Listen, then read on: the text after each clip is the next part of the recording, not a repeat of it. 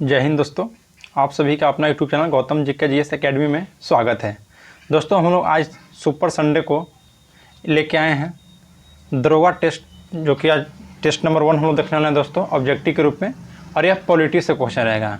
जितना भी तक हम लोग पढ़ लिए हैं दोस्तों पॉलिटी और ज्योग्राफी, वहाँ से हम क्वेश्चन लेके आए हैं।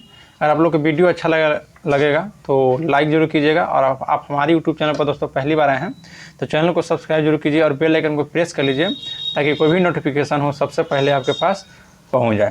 देखिए दोस्तों, हम लोग प्रत्येक संडे को ऐसे ही रिवीजन कर लेंगे ऑब्जेक्टिव के थ्रू से, और सब्जेक्टिव के थ्रू से तो हम लोग देख ही रहे हैं, जिसमें आज हम लोग टेस्ट नंबर 1 देखने वाले हैं दरोगा के लिए। तो अगर वीडियो आप लोग को अच्छा लगेगा तो लाइक जरूर कीजिएगा। और आप हमारी दोस्तों यूट्यूब चैनल पर पहली बार आए हैं तो चैनल को सब्सक्राइब कीजिए और बेल आइकन को प्रेस कर लीजिए, ताकि कोई भी नोटिफिकेशन हो और सबसे पहले आपके पास पहुंच जाए। तो चलिए क्वेश्चन के ऊपर बढ़ते हैं। क्वेश्चन में पहला कहता है कि भारतीय संविधान को कितने भागों में विभाजित किया गया है। तो दोस्तों कितने भागों में, तो याद रखिएगा 22 भागों में विभाजित किया गया है। ऑप्शन नंबर 20 का राइट हो जाएगा। और यहीं पर पूछेगा दोस्तों कितने अनुच्छेद, तो 395 अनुच्छेद है। और वर्तमान में दोस्तों 12 अनुसूची है। और मूल संविधान में बोलेगा तो मूल संविधान में 8 अनुसूची है, याद रखिएगा। नेक्स्ट दिया गया दोस्तों, सूची 1 को सूची 2 के साथ सुमेलित करने के लिए दिया गया है। तो ध्यान दीजिए, देखिए मौलिक अधिकार। तो मौलिक अधिकार दोस्तों आपको कितना में कहा गया है, तो मौलिक अधिकार दोस्तों भाग 3 में कहा गया है, भारत के संविधान में भाग 3 में। फिर मौलिक कर्तव्य दोस्तों, तो मौलिक कर्तव्य भाग 4 के क में बोला गया है। उसके बाद है दोस्तों संघ, तो संघ की चर्चा भाग 5 में किया गया है। और राज्य की चर्चा दोस्तों भाग 6 में किया गया है। आपात उपबंध, तो आपात उपबंध की संख्या दोस्तों ये 18 में किया गया है। तो इसका आंसर हो जाएगा 2143। तो 2143 दोस्तों देख लीजिए कौन सा है, 2143। ऑप्शन नंबर सी इसका राइट हो जाएगा 2143। चलिए नेक्स्ट पे आते हैं हम लोग क्वेश्चन नंबर 3। क्वेश्चन 3 बोलता है कि भारतीय संविधान की निम्न दी गई अनुसूचियों में कौन सा एक राज्यों के नाम की सूची तथा उनके राज्य क्षेत्रों का ब्यौरा देती है। तो कौन सी अनुसूची देती है दोस्तों, तो याद रखिएगा ऑप्शन नंबर ए हो जाएगा राइट। पहली अनुसूची देती है दोस्तों, जिसमें अनुच्छेद 1 से लेकर अनुच्छेद 4 की चर्चा किया गया है, याद रखिएगा। नेक्स्ट है कि भारत के संविधान की अनुसूची तथा उसके विषम के निम्नलिखित युग्मों में से कौन सा एक सही सुमेलित नहीं है। देखिए दोस्तों 8वीं अनुसूची में भाषा का प्रयोग किया गया है, जो कि बिल्कुल सही है। फिर दोस्तों दूसरी अनुसूची में नागरिकता की, जो कि दोस्तों यहाँ पर गलत दिया है। दूसरी अनुसूची में शपथ या प्रतिज्ञान के प्रारूप नहीं की अनुसूची, अच्छा अनुसूचित दिया गया है दोस्तों। नागरिकता तो भाग में आ जाएगा, भाग 2 में दोस्तों नागरिकता की चर्चा किया गया है। देखिए अनुसूची 8 में भाषा की चर्चा किया है, जो कि सही है, लेकिन हम लोग दोस्तों गलत को पहचानना है। दूसरी अनुसूची पेमेंट, जो कि यहाँ पर गलत है दोस्तों, शपथ या प्रतिज्ञान के रूप दिया गया है, यह गलत जगह। तो ऑप्शन नंबर 20 का राइट हो जाएगा। चौथी अनुसूची में दोस्तों राज्यसभा में सीटों का आवंटन किया गया है। और 10वीं अनुसूची में दल बदल के आधार पर कानून बनाया गया है दोस्तों। नेक्स्ट है क्वेश्चन नंबर हम लोग 5 पे आते हैं। देखिए क्वेश्चन नंबर 5 क्या कहता है, ध्यान दीजिएगा। बोल रहा है कि भारतीय संविधान की 6ठी अनुसूची निम्नलिखित में से किन राज्यों के जनजातीय क्षेत्र के प्रशासन से संबंधित है। तो दोस्तों हम वहाँ पे आप लोग बताए थे कि 6ठी अनुसूची में असम, मेघालय, त्रिपुरा, मिजोरम से, तो इसमें असम नहीं दिया गया है। असम, मेघालय, त्रिपुरा, मिजोरम ऑप्शन नंबर 20 का राइट हो जाएगा, याद रखिएगा। और दोस्तों साथ साथ असम भी इसका होता है, तो असम इसमें नहीं दिया गया है।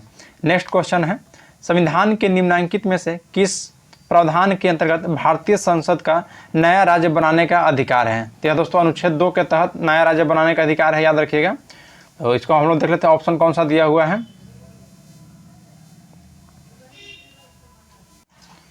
इसका अनुच्छेद 2 हो जाएगा दोस्तों, तो ऑप्शन नंबर 20 का राइट हो जाएगा। नेक्स्ट पे आते हैं। नेक्स्ट बोल रहा है कि भारत के संविधान के किस अनुच्छेद के अंतर्गत निजता का अधिकार संरक्षित है। तो निजता का अधिकार दोस्तों अनुच्छेद 21 में कहा गया है। ऑप्शन नंबर सी इसका राइट हो जाएगा, याद रखिएगा। प्राण एवं दैहिक और की स्वतंत्रता और निजता का अधिकार दोस्तों याद रखिएगा। नेक्स्ट क्वेश्चन पाते हैं। क्वेश्चन नंबर देखिए 8 है, निम्न में से कौन सा सुमेलित नहीं है। देखिए दोस्तों जो अस्पृश्यता का अंत है अनुच्छेद 17 में बोला गया है, जो कि बिल्कुल राइट है। गिरफ्तारी एवं निरोध के विरुद्ध संरक्षण, यह दोस्तों गिरफ्तारी के विरुद्ध संरक्षण जो अनुच्छेद 22 में बोला गया है, जो कि यह गलत है। तो ऑप्शन नंबर 20 का राइट हो जाएगा। धर्म की स्वतंत्रता अनुच्छेद 25 में सही है। अल्पसंख्यकों के हित का संरक्षण यह दोस्तों अनुच्छेद 29 में ये भी सही है, याद रखिएगा। नेक्स्ट पाते हैं सूची 1 को, मौलिक अधिकार को किस सूची भारतीय संविधान के अनुच्छेद के साथ साथ सुमेलित कीजिए और सूची के नीचे दिए गए कूटों का प्रयोग करते हुए सही उत्तर का दोस्तों चयन करना है। देखिए समानता का अधिकार दोस्तों, जो कि यह बिल्कुल सही है, 14 से 18 तक है। स्वतंत्र अधिकार, तो स्वतंत्र अधिकार दोस्तों अनुच्छेद आपको 19 में बोला गया, स्वतंत्रता का कुछ अधिकार दिया गया है। धार्मिक स्वतंत्रता का अधिकार दोस्तों अनुच्छेद 25 में दिया गया है। और संवैधानिक उपचारों का अधिकार यह अनुच्छेद 32 में दिया गया है। इसका राइट आंसर हो जाएगा 1 4 2 3।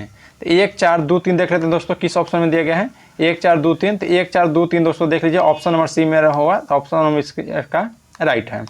नेक्स्ट बात है, बोला है कि निम्नांकित में से कौन सा युग्म सही सुमेलित नहीं है। तो कौन सा युग्म जो है दोस्तों यह सही सुमेलित नहीं है। तो देखिए न्यायपालिका और कार्यपालिका का पृथक्करण दोस्तों अनुच्छेद 50 में किया गया है, जो कि सही है। अनुसूचित जातियों तथा अनुसूचित जनजातियों के शैक्षणिक तथा आर्थिक हितों की अभिवृद्धि दोस्तों अनुच्छेद 49 में किया गया, जो कि ये भी सही है।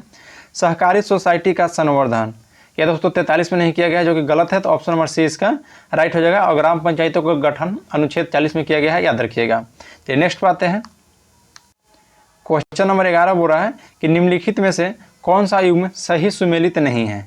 तो कौन सा इसमें सही सुमेलित नहीं है दोस्तों, इसको हम लोग देखते हैं। देखिए अनुच्छेद 54, तब पकानी कोका द्वियोदशम बताया था दोस्तों राष्ट्रपति का हम लोग ट्रिक, पकानी कोका द्वियोदशम। तो पकानी यानी कि दोस्तों 52 53 54, पकानी यानी कि पकानी यानी कि राष्ट्रपति का निर्वाचन किस अनुच्छेद में है दोस्तों, तो राष्ट्रपति का निर्वाचन हो जाएगा। तो राष्ट्रपति का निर्वाचन सही है दोस्तों, अनुच्छेद 54 हो जाएगा इसका, जो कि यह बिल्कुल सही है। फिर बोलता है कि राष्ट्रपति के निर्वाचन की रीति, जो कि अनुच्छेद 15 में है, ये भी सही है। फिर बोल रहा है दोस्तों अनुच्छेद 60, राष्ट्रपति पर महाभियोग चलाने की प्रक्रिया, जो कि यह गलत है दोस्तों। अनुच्छेद 61 में राष्ट्रपति पर महाभियोग चलाने की प्रक्रिया है, तो ऑप्शन नंबर सी इसका राइट हो जाएगा। और अनुच्छेद 123 में अध्यादेश प्रख्यापित करने की राष्ट्रपति की शक्ति दिया गया है, जो कि बिल्कुल सही है दोस्तों। नेक्स्ट हम लोग आते हैं, सूची 1 को सूची 2 के साथ सम्मिलित करना है। तो देखिए वार्षिक वित्तीय विवरण, यह अनुच्छेद दोस्तों 112 में बोला गया है। वार्षिक वित्तीय विवरण अनुच्छेद 112 में बोला गया है, याद रखिएगा। उसके बाद है अनुपूरक अतिरिक्त या अधिक अनुदान, यह दोस्तों अनुच्छेद 114 में है। फिर है विनियोग, एक मिनट दोस्तों क्या बोल रहा है, अनुपूरक अतिरिक्त अधिक अनुदान। तो अनुपूरक अधिक अनुदान दोस्तों यह 115 में बोला गया, ध्यान रखिएगा। यह किस में है, अनुच्छेद 115 में। फिर है विनियोग विधेयक, तो यह अनुच्छेद 114 में है। और धन विधेयक की परिभाषा दोस्तों अनुच्छेद 110 में है। तो इसका आंसर हो जाएगा 2 4 3 1। तो 2 4 3 1 देख लेते हैं दोस्तों कौन सा है। तो ऑप्शन नंबर देखिए 2 4 3 1, ऑप्शन नंबर सी इसका राइट हो जाएगा। नेक्स्ट बातें हैं, देखिए नेक्स्ट क्वेश्चन है कि भारत के संविधान में प्रदत्त हमारे देश का नाम क्या है। तो दोस्तों हम लोग देखे थे वहाँ पे, तो इंडिया भारत नाम दिया गया था, डेट इज इंडिया भारत दिया गया दोस्तों। तो ऑप्शन नंबर सी इसका राइट हो जाएगा, याद रखिएगा। नेक्स्ट हम आते हैं क्वेश्चन नंबर 14, बोलता है कि राज्य पुनर्गठन आयोग का रिपोर्ट कब लागू हुई थी।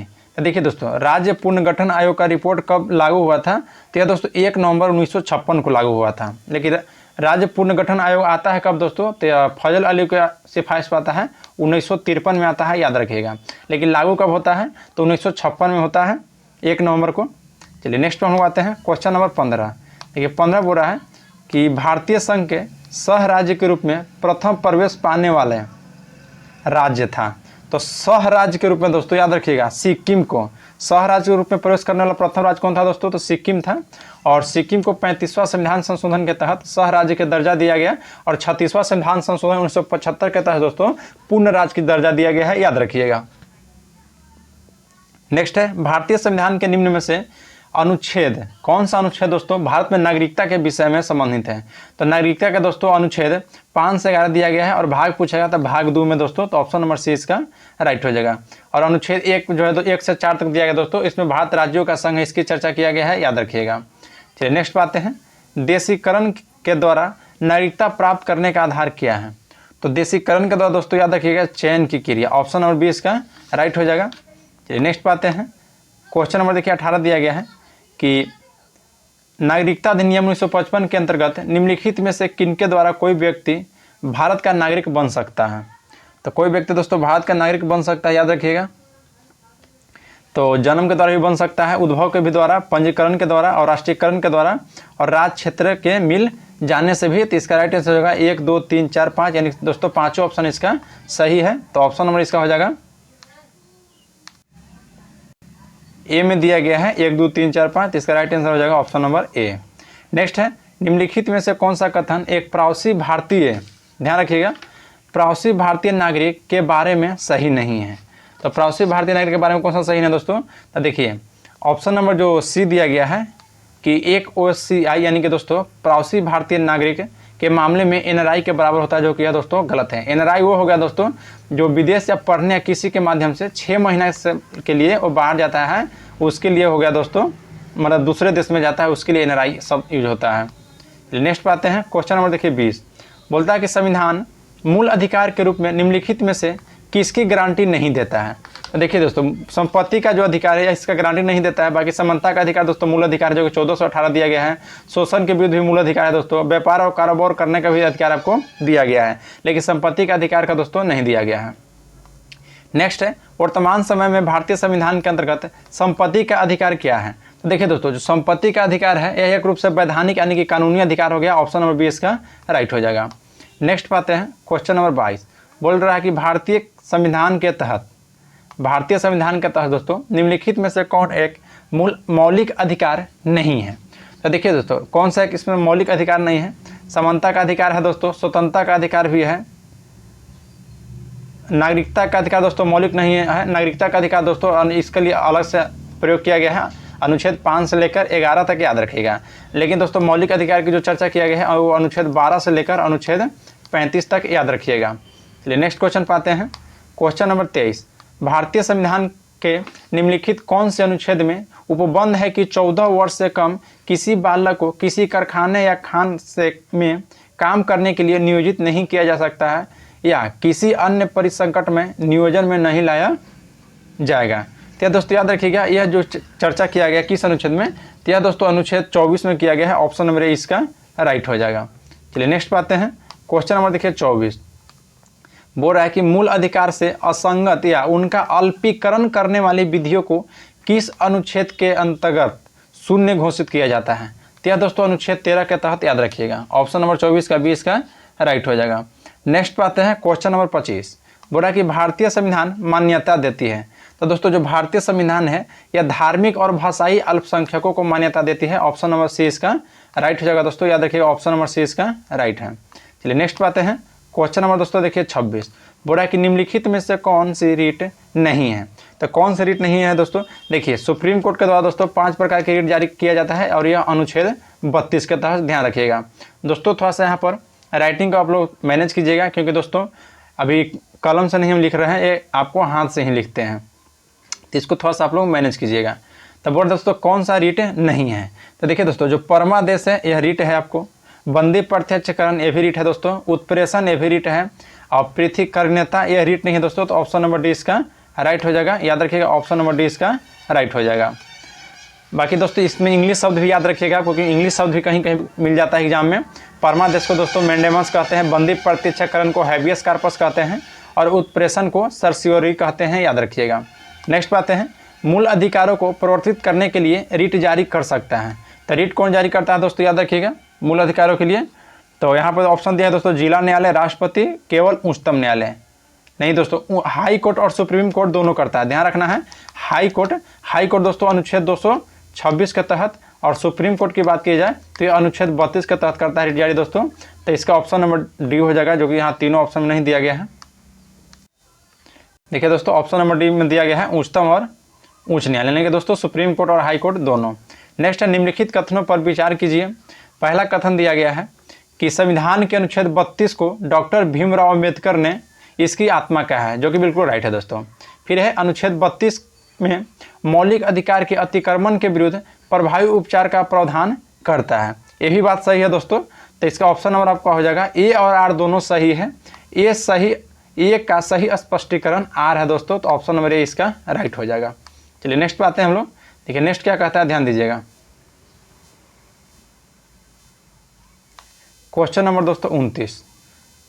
दोस्तों अगर आप लोग का सीरीज अच्छा लग रहा होगा दोस्तों तो लाइक जरूर कीजिएगा, और आप हमारे यूट्यूब चैनल पर पहली बार आए हैं तो चैनल को सब्सक्राइब कर लीजिए और बेल आइकन को दोस्तों प्रेस कर लीजिए, ताकि कोई भी नोटिफिकेशन हो वो सबसे पहले आपके पास पहुंच जाए। और इसका पीडीएफ चाहिए तो हमारे डिस्क्रिप्शन में दोस्तों टेलीग्राम का लिंक दिया गया है, उस लिंक के माध्यम से आप टेलीग्राम में ज्वाइन हो जाइए, और वहाँ पर इसका पीडीएफ प्रोवाइड करा दिया गया है। और दोस्तों प्रतिदिन क्यूज और प्रतिदिन दरोगा का फुल 100 क्वेश्चन का दोस्तों यदि आप सेट लगाना चाहते हैं तो आप लोग दोस्तों टेलीग्राम में ज्वाइन हो जाइए, वहाँ पर प्रतिदिन चलता है। एक सुबह में दोस्तों 11 बजे चलता है और शाम में 9 बजे चलता है, याद रखिएगा। देखिए बोल रहा है क्वेश्चन दोस्तों 29, निम्नलिखित में से किसको संविधान द्वारा मौलिक अधिकारों को लागू करने की शक्ति दिया गया है। तो मौलिक अधिकारों को दोस्तों लागू कराने की शक्ति किसे दिया गया है? तो सुप्रीम कोर्ट और हाई कोर्ट दोनों को दोस्तों। तो ऑप्शन नंबर डी इसका राइट हो जाएगा, सर्वोच्च न्यायालय और उच्च न्यायालय को। नेक्स्ट है, निम्नलिखित में से कौन से रीति याचिका मानव स्वतंत्रता का सर्वोत्कृष्ट अग्रदूत है? तो यह दोस्तों बंदी प्रत्यक्षीकरण, ऑप्शन नंबर सी इसका राइट हो जाएगा। नेक्स्ट बात है कि निम्नलिखित में से कौन सा सही सुमेलित नहीं है? तो कौन सा सही सुमेलित नहीं है दोस्तों? देखिए, बंदी प्रत्यक्षीकरण को दोस्तों the have the body of बोलते हैं, जो कि यह बिल्कुल राइट है। नेक्स्ट है परमादेश। परमा के दोस्त में दोस्तों बी कमांड, मतलब हम बोल रहे हैं मेरा आदेश पालन करो, उसको दोस्तों बी कमांड बोलते हैं। प्रतिषेध टू बी सर्टिफाइड नहीं दोस्तों, टू बी सर्टिफाइड इसे नहीं बोलते हैं, जो कि इसका राइट आंसर हो जाएगा ऑप्शन नंबर सी। नहीं बोला है दोस्तों, सुमेलित नहीं है। तो अब प्रतिषेध का जगह टू बी सर्टिफाइड, जो कि यह दोस्तों गलत है।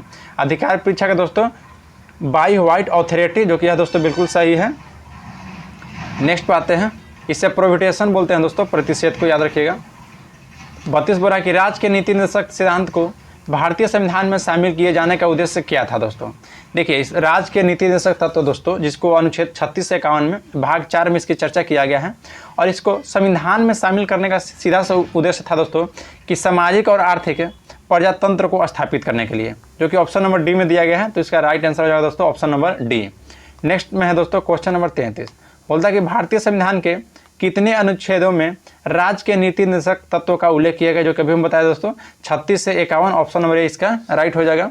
नेक्स्ट बात है क्वेश्चन नंबर देखिए 54, बोल रहा है कि भारतीय संविधान के अनुच्छेद 46 किनके शैक्षिक और आर्थिक हितों का प्रोत्साहन का उल्लेख करता है? तो यह दोस्तों SC ST के करता है और OBC के जो अन्य कमजोर वर्ग होता है। तो ऑप्शन नंबर बी इसका राइट हो जाएगा कि अनुसूचित जातियों और अनुसूचित जनजाति, यानी कि दोस्तों अनुसूचित जनजाति ST होता है और अनुसूचित जाति यानी कि दोस्तों SC होता है, और OBC हो जाएगा दोस्तों, यानी कि अत्यंत पिछड़ा वर्ग, यानी कि अन्य कमजोर वर्गों के लिए याद रखिएगा। नेक्स्ट बातें हैं, क्वेश्चन बोलता है दोस्तों 35 की अखंडता की रक्षा करने और उससे अक्षुण्ण रखने के मूल कर्तव्य को किस स्थान पर रखा गया है? तो मूल कर्तव्य को दोस्तों किस स्थान पर रखा गया है? तो तीसरे स्थान पर, ऑप्शन नंबर सी इसका राइट हो जाएगा। नेक्स्ट है, भारतीय संविधान के अंतर्गत निम्नलिखित में से कौन सा मूल कर्तव्य नहीं है? लोक चुनाव में मतदान करना, जो कि दोस्तों मूल अधिकार नहीं, मूल कर्तव्य नहीं है, ऑप्शन में यही इसका राइट हो जाएगा। बाकी दोस्तों वैज्ञानिक प्रवृत्ति विकसित करना मूल अधिकार है, सार्वजनिक संपत्ति का सुरक्षा करना भी मूल अधिकार है, मूल कर्तव्य, और संविधान के प्रति निष्ठान रहना और उसके आदेशों को पालन करना दोस्तों ये भी हमारा मूल कर्तव्य है। नेक्स्ट है, निम्नलिखित में से किसकी संतुष्टि पर भारतीय संविधान में मूल कर्तव्य शामिल किया गया है? तो मूल कर्तव्य को शामिल किया गया दोस्तों सरदार स्वर्ण सिंह समिति की सिफारिश पर, अनुच्छेद सी हो गया, और भी दोस्तों 42वां संविधान संशोधन 1976 के द्वारा, याद रखिएगा। नेक्स्ट पाते हैं क्वेश्चन नंबर देखिए 38, बोल रहा है कि राष्ट्रपति के निर्वाचन मंडल के सदस्य होते हैं। तो राष्ट्रपति के निर्वाचन मंडल के सदस्य कौन कौन से होते हैं दोस्तों? तो संसद के दोनों सदनों का निर्वाचित सदस्य, हाँ दोस्तों होते हैं, क्योंकि दोस्तों लोकसभा और राज्यसभा के दोनों का निर्वाचित सदस्य होते हैं दोस्तों, मनोनीत सदस्य नहीं होते हैं। फिर यहाँ पे बोला कि राज्य विधानमंडल दोनों सदनों को निर्वाचित सदस्य नहीं दोस्तों, राज्य विधानमंडल को नहीं, यह गलत है। फिर सभी विधानसभाओं को निर्वाचित सदस्य, ये भी सही है दोस्तों। फिर दिल्ली और पुडुचेरी विधानसभाओं को निर्वाचित सदस्य, ये भी सही है दोस्तों, क्योंकि 70वां संविधान संशोधन के तहत दिल्ली और पुडुचेरी के दोस्तों विधानसभाओं को इनको राष्ट्रपति के निर्वाचन में शामिल होने के लिए दिया गया था। तो इसका राइट आंसर हो गया ऑप्शन नंबर डी 1, 3, 4। चलिए नेक्स्ट बातें हैं क्वेश्चन नंबर 39, बोल रहा है दोस्तों कि राष्ट्रपति द्वारा अपना त्याग पत्र संबोधित किया जाता है। तो राष्ट्रपति अपना त्याग पत्र दोस्तों उपराष्ट्रपति को देते हैं, याद रखिएगा, और लोकसभा के अध्यक्ष है दोस्तों वो अपने लोकसभा के उपाध्यक्ष को देते हैं, ये भी बात आप याद रखिएगा। नेक्स्ट है, राष्ट्रपति 5 वर्ष तक पद पर रहता है। तो देखिए दोस्तों राष्ट्रपति जो है यह अपने पद ग्रहण के तिथि से, ध्यान रखिएगा, अपने पद ग्रहण के तिथि से 5 वर्ष तक पद पर रहता है। नेक्स्ट है, राष्ट्रपति की क्षमा प्रदान करने की शक्ति में क्या सम्मिलित नहीं है? क्या सम्मिलित नहीं है दोस्तों, इसमें याद रखना है। तो 41 का आपका हो जाएगा दोस्तों क्या सम्मिलित नहीं है? देखिए क्षमा दोस्तों सम्मिलित है, लघुकरण भी सम्मिलित है, परिहार भी सम्मिलित है, विराम भी सम्मिलित है, और प्रविलंबन भी सम्मिलित है दोस्तों। एक रोक सम्मिलित नहीं है, और निरंतरता। तो ऑप्शन नंबर इसका राइट हो जाएगा 6ठा और 7वां दोस्तों, क्या सम्मिलित नहीं है ये पूछा है। चलिए नेक्स्ट पे आते हैं क्वेश्चन नंबर देखिए 42 बोल रहा है दोस्तों कि सर्वोच्च न्यायालय द्वारा दिया गया परामर्श भारत के राष्ट्रपति पर क्या है? देखिए दोस्तों सर्वोच्च न्यायालय के द्वारा जो दिया गया परामर्श है यह भारत के राष्ट्रपति पर दोस्तों, इसके लिए कोई बाध्यकारी नहीं है, वो चाहे माने और नहीं चाहेगा तो न भी मान सकते दोस्तों, इसके लिए वो बाध्यकारी नहीं है। तो ऑप्शन नंबर बी इसका राइट हो जाएगा। नेक्स्ट है दोस्तों क्वेश्चन नंबर 43, यदि सतन का सत्रवासन हो गया है तो इसे आहूत करने के लिए कौन अधिकृत है। देखिए दोस्तों यहाँ पे एक लॉजिक है, ध्यान रखिएगा। इसका राइट आंसर हो जाएगा दोस्तों ऑप्शन नंबर बी, राष्ट्रपति हो जाएगा, याद रखिएगा। देखिए 17 आहूत या 17 अवसान करने के लिए कहेगा, कहीं भी कहे दोस्तों तो सीधे राष्ट्रपति मारना है। हाँ बोला गया दोस्तों कि उसकी अध्यक्षता कौन करता है, तो लोकसभा अध्यक्ष, याद रखिएगा। और बुलाते भी हैं दोस्तों राष्ट्रपति ही संयुक्त अधिवेशन को, याद रखिएगा। नेक्स्ट है आकस्मिकता निधि को राष्ट्रपति व्यय कर सकता है, तो आकस्मिकता निधि को दोस्तों राष्ट्रपति या संसदीय स्वीकृति से पूर्व, ध्यान रखिएगा। ऑप्शन नंबर सी इसका राइट हो जाएगा। एक आकस्मिकता निधि होता है दोस्तों और एक संचित निधि होता है, याद रखिएगा, जो कि अनुच्छेद 266 में चर्चा किया गया संचित निधि का, और आकस्मिकता निधि या दोस्तों अनुच्छेद 267 में चर्चा किया गया है। नेक्स्ट है कि भारत में कार्यपालिका का अध्यक्ष कौन है, तो भारत में कार्यपालिका का अध्यक्ष दोस्तों ये आपको भारत में कार्यपालिका का अध्यक्ष कौन होते हैं, तो ये राष्ट्रपति रहेंगे दोस्तों, ऑप्शन नंबर बी, जो कि अनुच्छेद आपको 53 में इसकी चर्चा किया गया कि भारत कार्यपालिका का अध्यक्ष राष्ट्रपति होंगे। नेक्स्ट पाते हैं क्वेश्चन नंबर दोस्तों 46, कि निम्न में से भारत के राष्ट्रपति किसकी नियुक्ति नहीं करता है, तो भारत जो राष्ट्रपति हैं दोस्तों यह किसकी नियुक्ति नहीं करता है, तो उपराष्ट्रपति की नियुक्ति नहीं करता है, ऑप्शन नंबर ए इसका राइट हो जाएगा। बाकी प्रधानमंत्री, मुख्य निर्वाचन आयुक्त और राज्यपाल का दोस्तों यह नियुक्ति करता है। नेक्स्ट है निम्न में से कौन राज्यसभा का अध्यक्ष होता है, तो राज्यसभा का अध्यक्ष दोस्तों भारत के उपराष्ट्रपति होते हैं, ऑप्शन नंबर बी इसका राइट हो जाएगा। नेक्स्ट पाते हैं कि भारत के राष्ट्रपति संसद के अभिन्न अंग है क्योंकि, तो देखिए दोस्तों भारत के जो राष्ट्रपति है संसद के अभिन्न अंग इसलिए हैं क्योंकि यह दोनों सदनों को बैठक बुलाते हैं दोस्तों, इसलिए यह अभिन्न अंग है। नेक्स्ट है भारतीय संसद में निम्नलिखित में से कौन शामिल है, तो भारतीय संसद में दोस्तों कौन शामिल है, तो 49 का ऑप्शन नंबर डी हो जाएगा दोस्तों, राष्ट्रपति और दोनों सदन, याद रखिएगा। ये अभिन्न संसद में शामिल है दोस्तों राष्ट्रपति और उनके दोनों सदन, ऑप्शन नंबर डी इसका राइट हो जाएगा। नेक्स्ट है भारतीय संविधान के अनुसार प्रभुसत्ता किसमें निहित है, तो भारतीय संविधान के अनुसार दोस्तों जो प्रभुता है यह राष्ट्रपति सहित संसद में निहित है, याद रखिएगा। नेक्स्ट पाते हैं संसद में शून्य प्रहर के संबंध में कौन सा कथन सही नहीं है, नहीं बोला है दोस्तों, तो 51 का ऑप्शन नंबर सी हो जाएगा, जो कि नहीं है। प्रत्येक व्यक्ति यह ज्ञात करता है कि वह समय क्या गठित हो सकता है और सरकार के खिलाफ कौन सा प्रहार हो सकता है, यह दोस्तों कथन गलत है। बाकी दोस्तों देखिए शून्य प्रहर के बारे में बताएं तो संसदीय नियम से शून्य प्रहर का कोई उल्लेख नहीं किया गया है, जो कि बिल्कुल सही है। और यह दोपहर 12 बजे से दोस्तों शुरू होता है और दिन का शून्य प्रहर होता है, याद रखिएगा। और प्रश्नकाल के बाद दोनों सदनों में गठित समय का दोस्तों प्रायः शून्य प्रहर के नाम से जाना जाता है, याद रखिएगा। नेक्स्ट पाते हैं अनुच्छेद देखिए क्वेश्चन 52 बोल रहा है दोस्तों कि राज्यसभा में होते हैं, तो राज्यसभा में क्या होता है दोस्तों, तो ऑप्शन नंबर सी हो जाएगा 250 सदस्य, जिनमें 12 सदस्य भारत के राष्ट्रपति द्वारा मनोनीत किए जाते हैं, याद रखिएगा। चलिए नेक्स्ट क्वेश्चन पाते हैं। बोल रहा है क्वेश्चन नंबर 53 कि राज्यसभा को अस्थायी सदन कहते हैं क्योंकि, हाँ दोस्तों राज्यसभा को अस्थायी सदन कहा जाता है और लोकसभा को अस्थायी सदन। देखिए राज्यसभा के अस्थायी सदन क्यों कहते हैं दोस्तों, क्योंकि इसे विघटित नहीं किया जा सकता है, ऑप्शन नंबर बी इसका राइट हो जाएगा। नेक्स्ट पाते हैं फिर पहला देखिए राज्यसभा में स्थायी सदन में दोस्तों पहला ऑप्शन दिया गया कि सभी सदस्य आजीवन सदस्य होते हैं, जो कि यह दोस्तों गलत बात है। सभी सदस्य आजीवन सदस्य नहीं होते हैं, प्रत्येक 2 वर्ष पर दोस्तों 1/3 ये मतलब हटते हैं और नया आते हैं, और 2 वर्ष में दोस्तों अवकाश ग्रहण करते हैं कुछ सदस्य, याद रखिएगा। बोला कि भारत के संविधान में निर्धारित किए गए उपबंधों के अनुसार लोकसभा में सदस्यों की संख्या अधिकतम हो सकती है, तो कितनी हो सकती है दोस्तों, तो 54 का ऑप्शन नंबर दोस्तों सी राइट हो जाएगा, जो कि अभी वर्तमान में देखा जाए दोस्तों तो 2 को के हटा दिया है तो 585 अधिकतम आएगा, याद रखिएगा।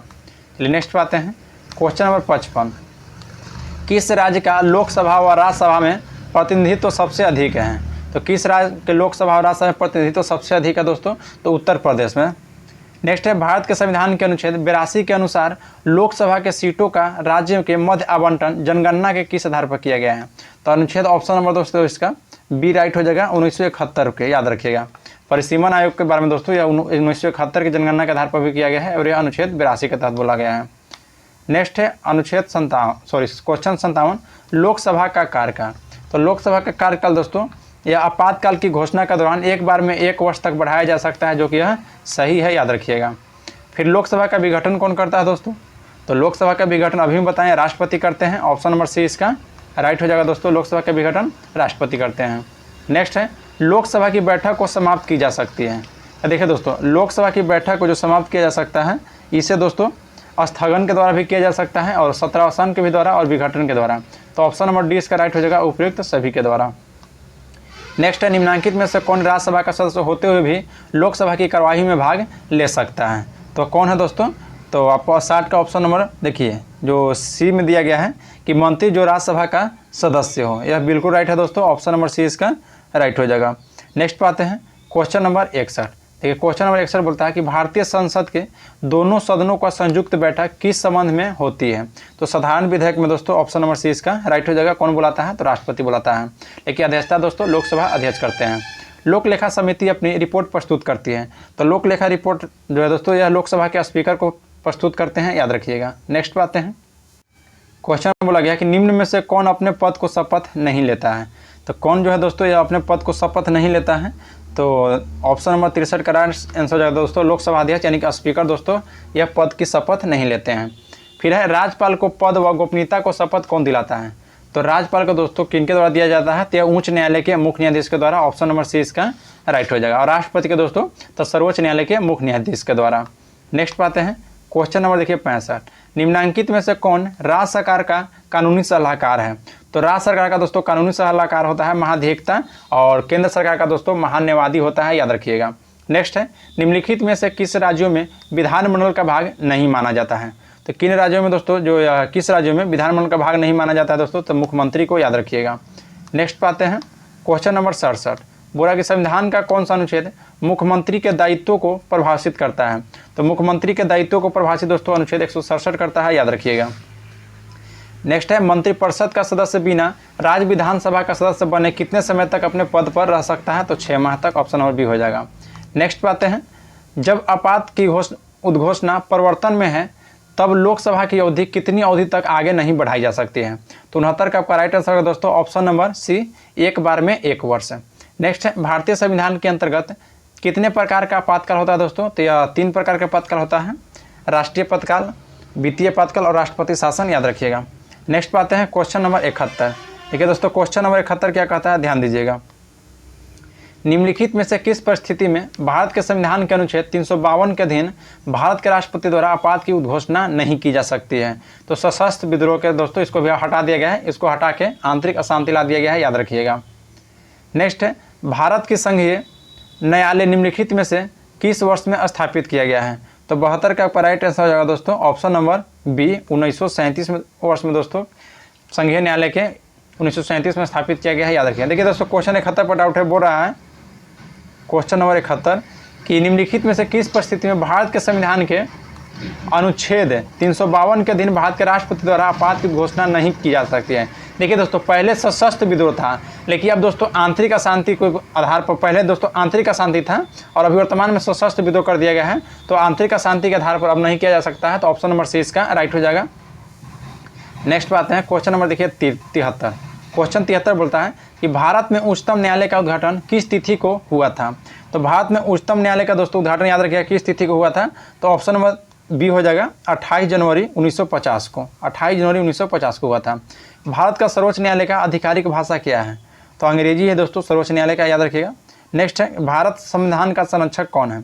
तो संविधान का संरक्षक दोस्तों सुप्रीम कोर्ट है, ऑप्शन नंबर डी इसका राइट हो जाएगा, सुप्रीम कोर्ट यानी कि सर्वोच्च न्यायालय।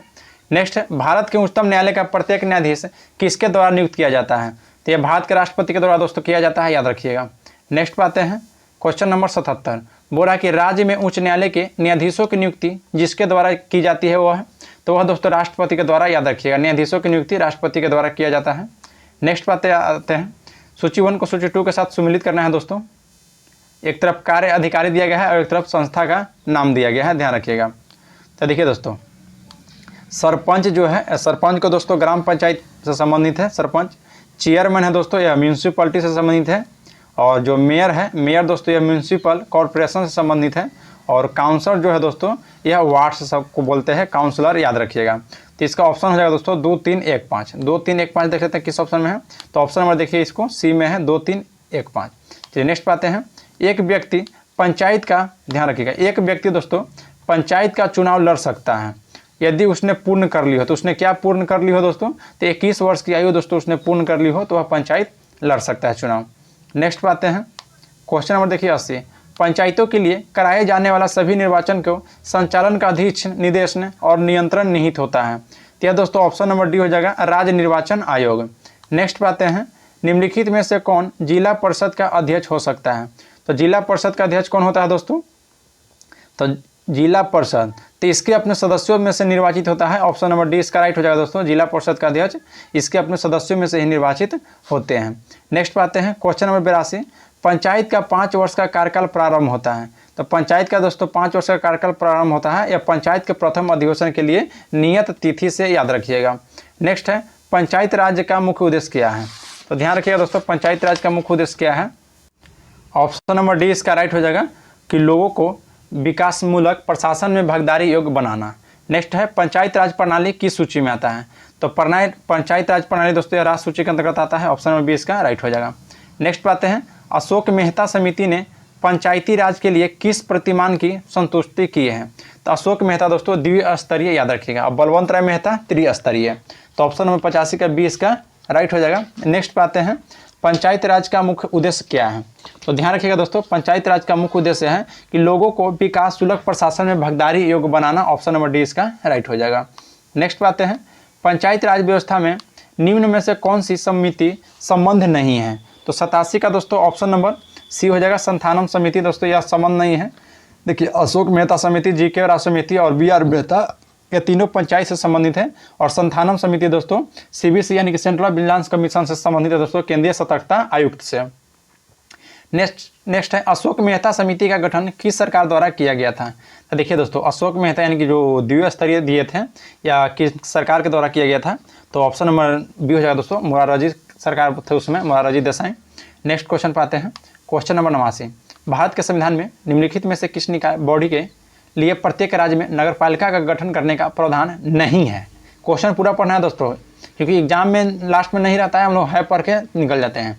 तो क्वेश्चन पूरा पढ़ना है। तो बोला कि प्रावधान नहीं है नगरपालिका का गठन करने का। तो ऑप्शन नंबर 89 का दोस्तों राइट हो जाएगा, शहरी पंचायत में याद रखिएगा। शहरी पंचायत में इसका नहीं है, बाकी नगर पंचायत में है, नगर निगम में है, नगर पालिका परिषद में भी है नगरपालिका का गठन। नेक्स्ट है क्वेश्चन नंबर देखिए 90 बोल रहा है कि संविधान के प्रावधानों के अंतर्गत पंचायत चुनाव कराने का निर्णय किया जाता है। तो यह दोस्तों राज्य चुनाव आयोग के द्वारा। ऑप्शन नंबर डी इसका राइट हो जाएगा। चलिए दोस्तों, अब हम लोग कुछ दिवस देख लेते हैं। बोल रहा है कि राष्ट्रीय युवा दिवस कब मनाया जाता है। तो राष्ट्रीय युवा दिवस दोस्तों यह 12 जनवरी को मनाया जाता है, याद रखिएगा। नेक्स्ट पे आते हैं, थल सेना दिवस कब मनाया जाता है। तो थल सेना दिवस दोस्तों इसको आप याद रखिएगा, ये भूलने वाला चीज़ नहीं है कि थल सेना दिवस कब मनाया जाता है। तो थल सेना दिवस दोस्तों 15 जनवरी को मनाया जाता है, याद रखिएगा। राष्ट्रीय बालिका दिवस कब मनाया जाता है। तो राष्ट्रीय बालिका दिवस दोस्तों यह 24 जनवरी को मनाया जाता है। राष्ट्रीय पर्यटन दिवस ये 25 जनवरी को मनाया जाता है। नेक्स्ट पे आते हैं, राष्ट्रीय महिला दिवस। तो राष्ट्रीय महिला दिवस दोस्तों कब मनाया जाता है। तो राष्ट्रीय महिला कहेगा तो यह 13 फरवरी को, और दोस्तों अंतर्राष्ट्रीय महिला कहेगा तो 8 मार्च को, याद रखिएगा। तो राष्ट्रीय महिला दिवस दोस्तों कब मनाया जाता है, तो 13 फरवरी को। देखिए ऑप्शन नंबर डी में दिया गया है 13 फरवरी, तो इसका राइट आंसर होगा दोस्तों ऑप्शन नंबर डी। नेक्स्ट है राष्ट्रीय सुरक्षा दिवस। दोस्तों राष्ट्रीय सुरक्षा दिवस मनाया जाता है 4 मार्च को। अंतर्राष्ट्रीय गौरैया दिवस, अंतर्राष्ट्रीय गौरैया दिवस दोस्तों 20 मार्च को मनाया जाता है। विश्व मलेरिया दिवस तो ये आपको 25 अप्रैल को मनाया जाता है। दोस्तों आप लोग कहिएगा, तो आप लोग के कहे अनुसार दोस्तों जितना भी दिवस है महत्वपूर्ण सभी का दोस्तों एक वीडियो बनाया जाएगा। जैसे नस्ल को वीडियो बनाया गया है दोस्तों, एक नस्ल का वीडियो बनाया गया, यदि आप नहीं देखे हैं तो हमारे यूट्यूब चैनल पर डाल दिया गया है, वहाँ से आप देख लीजिए नस्ल, क्योंकि वहाँ से दोस्तों आपको 1 से 2 क्वेश्चन कन्फर्म है कि एग्जाम में देखने के लिए मिलेगा, इसलिए उसको पूरा देख लीजिएगा। और दिवस से भी 1 से 2 क्वेश्चन दोस्तों एग्जाम में देखने के लिए मिलता है। और आप लोग का कमेंट में दीजिएगा कि सर दिवस को एक पूर्ण वीडियो बना दिया जाए एक ही जगह दिवस को, तो दोस्तों आप पूर्ण इसको वीडियो में बना देंगे, जिससे क्वेश्चन आपको याद करने में भी आसान रहेगा, महत्वपूर्ण दिवस जो भी है। चलिए नेक्स्ट है दोस्तों कि अंतर्राष्ट्रीय विश्व अस्थमा दिवस कब मनाया जाता है। तो विश्व अस्थमा दिवस दोस्तों याद रखिए कब मनाया जाता है, तो 3 मई को मनाया जाता है। तो ऑप्शन नंबर 20 का राइट हो जाएगा। नेक्स्ट है अंतर्राष्ट्रीय जैव विविधता दिवस कब मनाया जाता है। तो ऑप्शन नंबर दोस्तों ए हो जाएगा 22 मई को। विश्व दुग्ध दिवस दोस्तों 1 जून को मनाया जाता है, याद रखिएगा। नेक्स्ट है कारगिल विजय दिवस। तो कारगिल विजय दिवस दोस्तों यह 26 जुलाई को मनाया जाता है, ध्यान रखिएगा। कारगिल विजय दिवस दोस्तों 26 जुलाई को मनाया जाता है। नेक्स्ट है विश्व शिक्षक दिवस कब मनाया जाता है। तो यह विश्व शिक्षक दिवस दोस्तों याद रखिएगा 103 का ऑप्शन नंबर आपका 120 शिक्षक दिवस, तब 5 अक्टूबर। ऑप्शन नंबर सी इसका राइट हो जाएगा दोस्तों 103 का 5 अक्टूबर को। नेक्स्ट है विश्व विज्ञान दिवस, तो 10 नवंबर को मनाया जाता है दोस्तों, और राष्ट्रीय विज्ञान दिवस 28 फरवरी को। नेक्स्ट पे आते हैं विश्व सुनामी दिवस कब मनाया जाता है। तो विश्व सुनामी दिवस दोस्तों याद रखिएगा कब मनाया जाता है। 105 का ऑप्शन नंबर बी हो जाएगा दोस्तों 5 विश्व सुनामी दिवस, क्या दोस्तों 5 नवंबर, यानी डी हो जाएगा ऑप्शन नंबर। देखिए दोस्तों, पृथ्वी से सबसे नज़दीक तारा कौन सा है? पृथ्वी से सबसे नज़दीक तारा दोस्तों सूर्य है, ऑप्शन नंबर इसका राइट हो जाएगा। निम्न में से कौन सा ग्रह का घनत्व सबसे कम है? तो ग्रह का घनत्व सबसे कम कौन सा है दोस्तों? शनि का, जो हमको पढ़ लिए हैं, इसको भी ऐसा बात नहीं पढ़े हैं, लेकिन दोस्तों यहाँ पर ज्योग्राफी का क्वेश्चन ज़्यादा नहीं करेंगे, मतलब 2-3 क्वेश्चन और ज्योग्राफी कर लेते हैं, क्योंकि दोस्तों ज्योग्राफी पूर्ण रूप से हो जाएगा, उसके बाद दोस्तों इसका हम सेट लाएंगे ज्योग्राफी का। तो अभी हम लोग फिलहाल के लिए इतना ही रखते हैं, इसको पूरा देख लेते हैं। उपसौर की घटना प्रत्येक वर्ष किस तिथि को होता है? तो उपसौर दोस्तों हम बताए थे प्रधानमंत्री, उप प्रधानमंत्री, राष्ट्रपति, उपराष्ट्रपति करके। तो उपसौर दोस्तों 3 जनवरी को हो जाएगा और अवसौर 4 जुलाई को हो जाएगा। निम्न में से किन 2 ग्रहों के पास कोई उपग्रह नहीं है? दोस्तों ये भी बताए थे कि बुध और शुक्र के पास दोस्तों कोई भी उपग्रह नहीं है, तो ऑप्शन नंबर डी इसका राइट हो जाएगा। निम्न में से कौन ज्वारनद एक्सचुरी नहीं बनाती है? दोस्तों ये भी बताया गया है कि ज्वारनद एक्सचुरी कौन सी नदी नहीं बनाती है, तो ऑप्शन नंबर डी इसका राइट होगा दोस्तों। ब्रह्मपुत्र नदी जो है से नहीं बनाती है, बाकी नर्मदा, ताप्ती, गोदावरी बनाती है, जो कि हम लोग देख लिए हैं दोस्तों। तो अभी इसके आगे का जो है दोस्तों क्वेश्चन वो हम लोग नहीं देखे हैं, तो उसको जब तक ज्योग्राफी पूरा खत्म नहीं हो जाता है, उसको भी दोस्तों कम से कम 1 सप्ताह के अंदर दोस्तों ज्योग्राफी पूर्ण खत्म हो जाएगा। उसके बाद आप लोग कमेंट कीजिएगा, जो विषय कहिएगा वो विषय को चालू कर दिया जाएगा। अगर आप लोग को वीडियो अच्छा लगा दोस्तों तो लाइक जरूर कीजिएगा, और ऐसे ही करके दोस्तों जो हम लोग टॉपिक खत्म कर लेंगे, उस पर हर प्रत्येक संडे को हम लोग 100 क्वेश्चन या 150 क्वेश्चन जो भी है उसको हम लोग लेकर आएंगे ऑब्जेक्टिव के थ्रू में, ताकि आप उसको दोस्तों एनालाइज कर सकें कि कितना आप उसमें सही कर सकें, और आप लोग का स्कोर इसमें कितना गया है आप लोग कमेंट में ज़रूर बताइए दोस्तों कि कितना आप लोग का स्कोर गया है। तो चलिए दोस्तों, इसका पीडीएफ चाहिए तो हमारे डिस्क्रिप्शन में टेलीग्राम का लिंक दिया गया है, उस लिंक के माध्यम से आप टेलीग्राम में ज्वाइन हो जाइए, वहाँ पर इसका पीडीएफ प्रोवाइड करा दिया गया है। तो चलिए दोस्तों, आज के लिए हम लोग इतना ही देखते हैं, मिलते हैं आपसे नेक्स्ट क्लास में। जय हिंद दोस्तों।